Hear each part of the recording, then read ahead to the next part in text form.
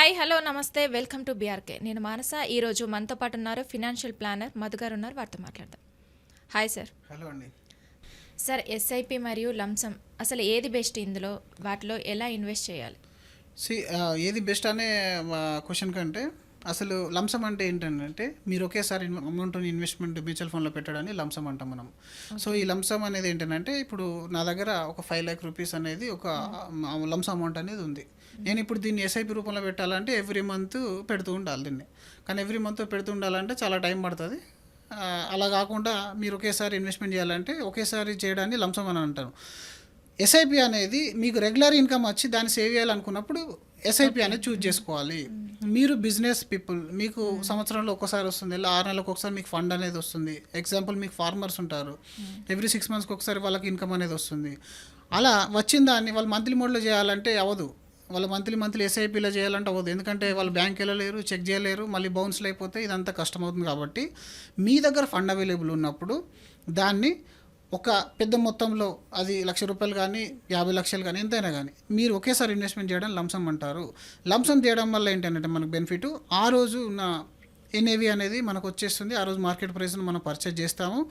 Market ups and డౌన్స్తో పాటుగా తగ్గుతూ పెరుగుతూ ఉంటుంది. అలా యూనిట్ కాస్ట్ యావరేజింగ్ అట్లాంటిది ఏమి ఉండదు. But end of the day market అనేది పెరుగుతూ ఉంటుంది కాబట్టి మీరు పెట్టిన ఇన్వెస్ట్మెంట్ అనేది పెరుగుతూనే ఉంటుంది.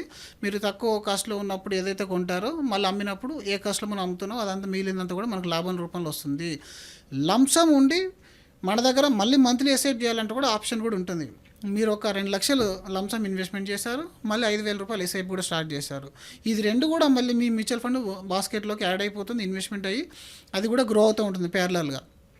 ఎస్పెషల్లీ ఎస్ఐపి గురించి ఏంటంటే ఇప్పుడు మార్కెట్ కొంచెం మరీ వొలటైల్ ఉన్నప్పుడు, లేదా మార్కెట్ కొంచెం ఆల్ టైమ్ హై ఉన్నప్పుడు మీరు లంసమ్ చేయడం కంటే దాన్ని ఎస్ఐపి రూపంలో కూడా ఇన్వెస్ట్మెంట్ చేయొచ్చు. ఈ మధ్యలో కొత్తగా చేస్తున్నాము, ఎందుకంటే దాన్ని లిక్విడ్ ఫండ్లోకి తీసుకొని దాన్ని వీక్లీ ట్రాన్స్ఫర్ చేస్తున్నాము మా ఈక్విటీలోకి ఎస్ఐపి రూపంలో. ఆ విధంగా కూడా ఒకటి చేయొచ్చు.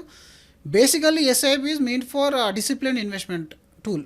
అంటే జాబ్ చేసే వాళ్ళకి మంత్లీ ఇన్కమ్ ఉంటుంది కాబట్టి ఇంకా మనం ఇన్వెస్ట్మెంట్ ఎంత చేస్తామో అంత ఎస్ఐపీలో చేసేసి మిగిలింది మన ఖర్చుల కోసం వాడుకోవడానికి ఎస్ఐపి అనేది చాలా మంచి డిసిప్లిన్డ్ వే.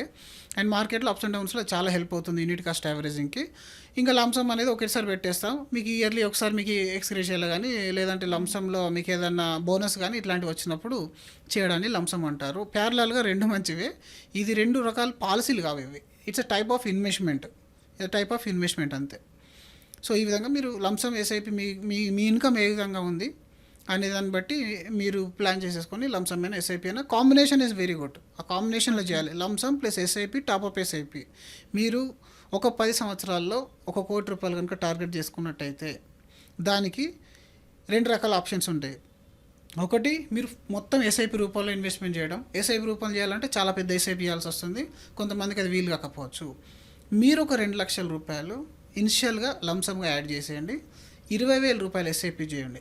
₹20,000 ఎస్ఐపి చేసి ఎవ్రీ ఇయర్ ఒక 10% పెంచుతూ వెళ్ళండి. దాన్ని టాప్అప్ ఎస్ఐపి లాగా ఎవ్రీ ఇయర్ 10% పెంచండి. ఎవ్రీ ఇయర్ ఒక ₹1,00,000 లంసమ్ కూడా యాడ్ చేయండి.